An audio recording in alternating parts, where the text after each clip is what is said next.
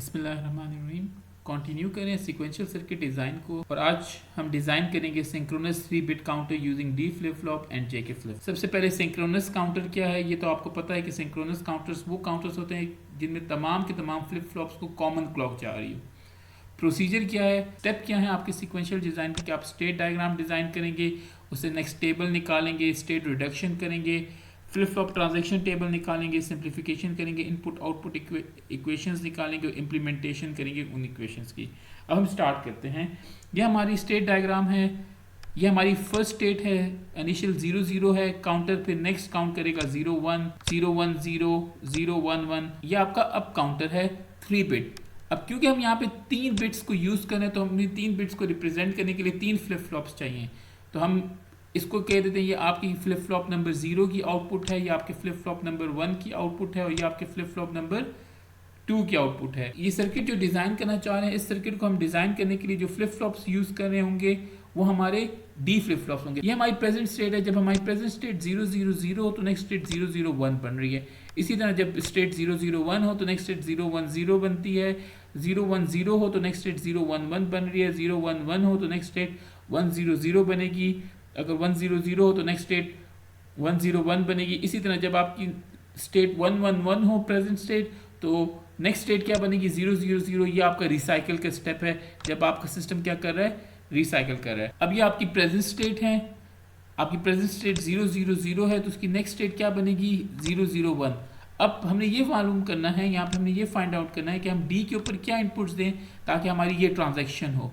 अब इसको करने के लिए हमें एक्साइटेशन टेबल चाहिए, तो ये हमारा डी का एक्साइटेशन टेबल है और इस एक्साइटेशन टेबल की हेल्प से ही हम अपने नेक्स्ट स्टेट टेबल को फिल करेंगे। Q2 0 पे है, नेक्स्ट स्टेट उसकी क्या बन रही है 0 बन रही है, तो 0 से 0 के लिए हमें डी के इनपुट पे क्या देना है 0। अब यहाँ पे देख लें Q2 0 पे है, नेक्स्ट स्टेट फिर 0 बन रही है तो हमें 0 देना चाहिए। Q2 0 पे नेक्स्ट स्टेट 0 बन रही है, सिमिलरली हम 0 देंगे। Q2 0 है, नेक्स्ट स्टेट 1 बन रही है, यहाँ पे देखिए Q2 0 है, नेक्स्ट स्टेट 1 बन रही है तो हमें इनपुट के ऊपर क्या देना चाहिए 1। Q2 1 है, नेक्स्ट स्टेट भी 1 रह रही है तो हमें इनपुट के ऊपर क्या देना चाहिए 1। इसी तरह नेक्स्ट के लिए भी 1 है, उससे नेक्स्ट के लिए भी 1 है और यहाँ पर Q2 की प्रेजेंट स्टेट 1 है, नेक्स्ट स्टेट क्या बन रही है 0। तो प्रेजेंट स्टेट 1 हो, नेक्स्ट स्टेट 0, तो हमें डी के ऊपर क्या देना चाहिए D2 के ऊपर, तो हमें D2 के ऊपर 0 देना चाहिए। अब इसी तरह हम Q1 के लिए बना लेते हैं। Q1 की करंट स्टेट 0 है, नेक्स्ट स्टेट 0 है, तो नेक्स्ट करंट स्टेट 0 हो, नेक्स्ट स्टेट 0 हो तो हमें इनपुट के ऊपर क्या देना चाहिए 0। तो हमने यहाँ पर 2 थे तो हमने दोनों को फिल कर दिया। इसी तरह स्टेट 0 हो, करंट स्टेट 0 हो या प्रेजेंट स्टेट 0 हो, नेक्स्ट स्टेट 1 हो तो हमें इनपुट के ऊपर क्या देना पड़ेगा 1 देना पड़ेगा। यहाँ पर देख लें ये दोनों फिल हो गए हैं। Q2 1 हो, नेक्स्ट स्टेट भी 1 हो, Q2 1 हो, नेक्स्ट स्टेट भी 1 हो, डी के ऊपर हमें क्या देना पड़ेगा 1। Q2 1, नेक्स्ट स्टेट 1, डी के ऊपर हमने क्या दिया 1। Q1 1 है, नेक्स्ट स्टेट 0 है तो हमें इनपुट के ऊपर क्या देना चाहिए 0 देना चाहिए। हमने यहाँ पे 0 दिया, हमारे पास नेक्स्ट स्टेट आ गई। अब इसी तरह हम Q0 के लिए कर लेते हैं। अब यहाँ पे हमें 0 से 1 की तरफ जाना है तो 0 से 1 की तरफ जाने के लिए हमें डी के ऊपर क्या देना चाहिए 1, तो हमने यहाँ पे चारों में 1 लिख दिया। इसी तरह जब हमने 1 से 0 की तरफ जाना तो हमें डी के ऊपर क्या देना पड़ता है 0, तो हमने यहाँ चारों पे 0 लिख दिया। अब इस टेबल को हम थोड़ा सा श्रिंक कर देते हैं। इस टेबल को हम ऐसे भी लिख सकते हैं कि अगर ये मेरी प्रेजेंट स्टेट है, अगर ये मैं डी की इनपुट्स दूँ तो मैं अपनी नेक्स्ट स्टेट फाइंड कर लूँगा। अब इसी को हम प्लॉट करते हैं अपनी के मैप के अंदर ताकि हम इसको सिंप्लीफाई कर सकें। अब D2 है, सिंप्लीफाई करना है। अब टोटल देखें यहाँ पर हमारे पास वेरिएबल कितने हैं 3 वेरिएबल है, तो जो टोटल हमारे पास के मैप बनेगा वो हमारे पास 8 सेल्स वाला के मैप बनेगा। अब इसको मैप करते हैं, यहाँ पे आ रहा है 0 0 0, तो 0 0 0 में 0 डाल दिया, 0 0 1 में भी 0 डाल दिया, 0 1 0 में भी 0 डाल दिया।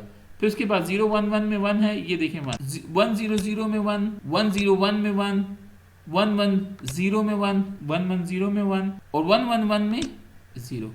ये हमारी मैपिंग हो गई। अब हमने इसको सिंप्लीफाई करना है, तो हम इसको सिंप्लीफाई करने के लिए इसकी ग्रुपिंग करेंगे। तो हमारे पास यहाँ पे ऑब्वियस है 8 का ग्रुप नहीं बनता, उसके बाद हम उससे नीचे ग्रुप के ऊपर आते हैं, 4 का ग्रुप भी नहीं बनता, 4 1 तो है लेकिन इकट्ठे नहीं है, एडजेसेंट नहीं है। उसके बाद हमारे पास 2 का ग्रुप आता है, तो ये देखें ये पहला मेरा 2 का ग्रुप बन गया, इन 2 1 को मैंने इकट्ठा कर लिया, ये 2 का ग्रुप बन गया। अब यहाँ से एक्सप्रेशन देखें, क्योंकि रो के अंदर आपकी Q2 है तो Q2 यहाँ पर आ गई, और अगर मैं कॉलम्स को देखूँ तो Q0 Q0 कॉम्प्लीमेंट से कैंसिल हो जाएगा, आपके पास Q1 डैश आ जाएगा। अब दूसरा ग्रुप देख लेते हैं। दूसरा ग्रुप हमारे पास कॉर्नर से बनेगा, तो वही रो हमारी Q2 है, तो ये Q2 आ गया हमारे पास। Q1 कॉम्प्लीमेंट से कैंसिल हो जाएगा और हमारे पास Q0 कॉम्प्लीमेंट आ जाएगा। ये हमारे पास इस ग्रुप की मिड टर्म आ गई। अगर हम लास्ट इस वन को कंसिडर करें तो ये एक सिंगल वन है, सिंगल ग्रुप बनेगा। इसकी एक्सप्रेशन आएगी Q2 complement Q1 dot Q0। तो ये हमारे पास टोटल एक्सप्रेशन आ गई है D2 की। इस तरह अगर हम D1 की एक्सप्रेशन निकालना चाहते हैं तो पहले हम इसको प्लॉट कर लेते हैं D1 को। उसी तरह 3 वेरिएबल्स हैं तो टोटल 8 का K मैप बनेगा। अब देख लें 0 1 1 0, फिर इसी तरह 0 1 1 0। यहाँ पर हमारी मैपिंग हो गई। अब ग्रुपिंग की बात है तो हमारे पास दो ऑब्वियस ग्रुप बनते हैं, एक ये ग्रुप बनता है और दूसरा ये ग्रुप बनता है। अगर मैं इसकी एक्सप्रेशन निकालना, एक्सप्रेशन मेरे पास D1 की आएगी जो कि बनती है Q1 कॉम्प्लीमेंट डॉट Q0, और दूसरा ग्रुप जो है वो ये बनता है। इसकी एक्सप्रेशन क्या आती है Q1 डॉट Q0 कॉम्प्लीमेंट, तो Q1 डॉट Q0 कॉम्प्लीमेंट। अगर इस ओवरऑल एक्सप्रेशन को आप देखें तो ये एक्सप्रेशन आपको बनाती है Q0 एक्सक्लूसिव और Q1। अब यहाँ पे देखें मैं D0 को पहले प्लॉट कर लेता हूँ, तो D0 को प्लॉट किया तो 1 0 1 0, फिर 1 0 1 0। अगर मैं ग्रुपिंग की बात करूँ तो ये ग्रुपिंग इसकी इस तरीके से बनेगी। हमारे पास 4 का ग्रुप बनेगा कॉर्नर से, और अगर मैं इसकी एक्सप्रेशन निकालना चाहूँ तो यहाँ पर Q2 डैश Q2 से कैंसिल हो जाएगा, Q1 डैश से कैंसिल हो जाएगा, और हमारे पास सिर्फ एक्सप्रेशन में क्या आएगा Q0 कॉम्प्लीमेंट।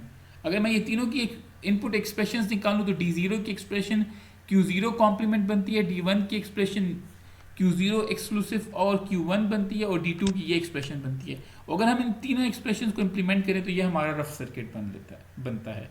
अगर इस सर्किट को मैं प्रोटीज पे जाकर सिमुलेट कर लूँ तो ये मेरा प्रोटीज की सिमुलेशन है। अगर आप D0 की एक्सप्रेशन को याद करें, ये मेरा फ्लिप फ्लॉप नंबर 0 है, लीस्ट सिग्निफिकेंट वाला।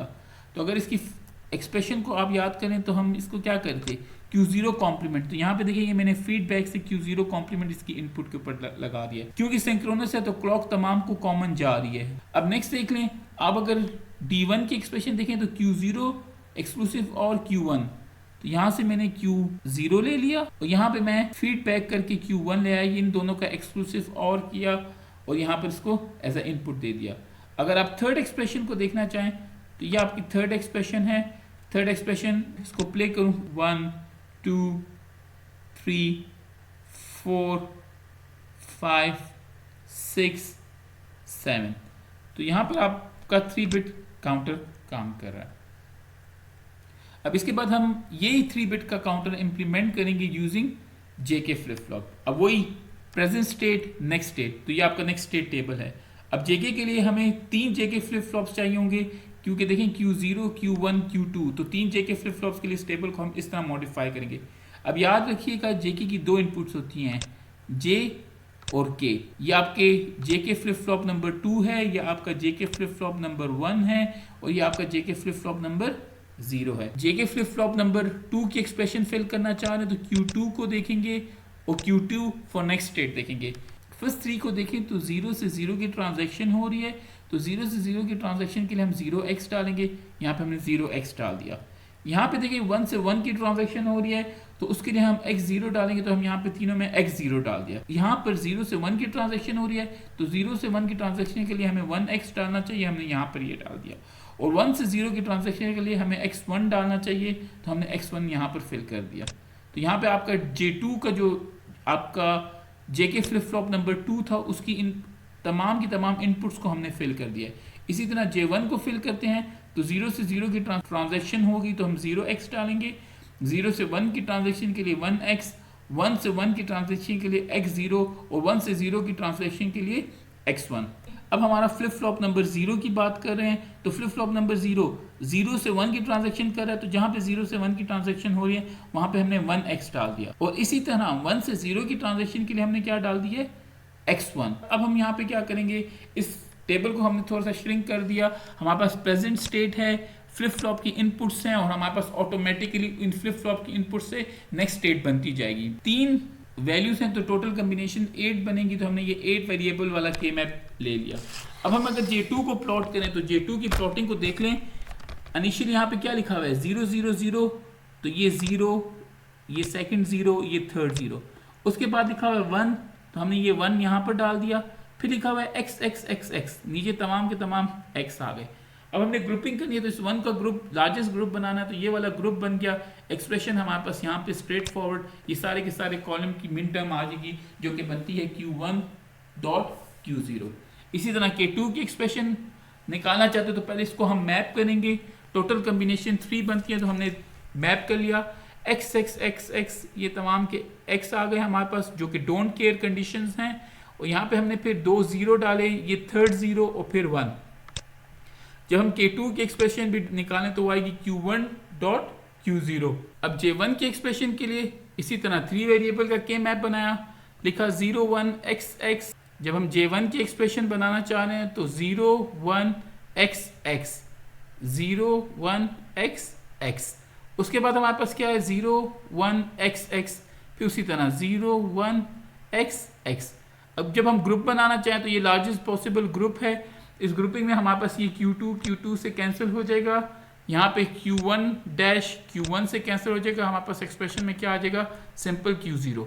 इसी तरह जब हम K1 की एक्सप्रेशन निकालना चाहें तो x x 0 1, तो हमने x x 0 1 डाल दिया। फिर इसी तरह x x 0 1, तो x x 0 1 डाला।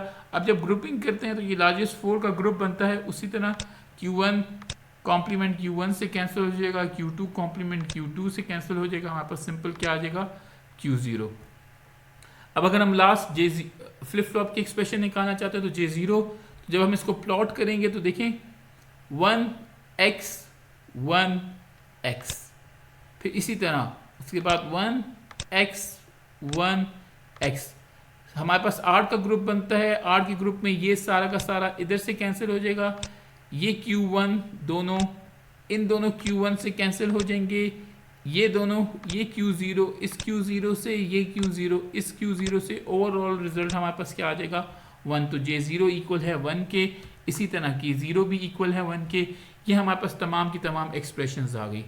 अब अगर हम इन एक्सप्रेशंस को इम्प्लीमेंट करें, ये एक्सप्रेशंस इस तरीके से इम्प्लीमेंट होंगी, तो ये हमारा JK फ्लिप फ्लॉप यूज़ करके 3 बिट सिंक्रोनस JK काउंटर बनता है।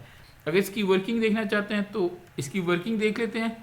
यहाँ पे अगर आप इसकी एक्सप्रेशंस को देखें तो पहली एक्सप्रेशन क्या कहती है J0 K0 दोनों को हमने किसके साथ परमानेंटली कनेक्ट करना है 1 के साथ। तो ये देखें आपका J0 K0 दोनों किसके साथ कनेक्ट है 1 के साथ। अब नेक्स्ट देखें J1 K1 किसके साथ कनेक्टेड है Q0 के साथ। तो ये जो हमारी Q0 की आउटपुट है वो J1 K1 के साथ कनेक्टेड है। और अगर आप J2 को देखें तो J2 Q1 डॉट Q0 से कनेक्टेड है। तो हम यहाँ से आपका Q0 लाए, यहाँ से Q1 लाए, दोनों को एंड किया, कनेक्ट कर दिया J2 के साथ। अगर इसको हम सिमुलेट करना चाहें तो इसकी सिमुलेशन देख लें। इसी तरह 0 1 2 3 4 5 6 7 और रिसाइकिल किया वापस 0 0 0। 3 बिट अप काउंटर डिजाइन किया था using JK flip flop and D flip flop.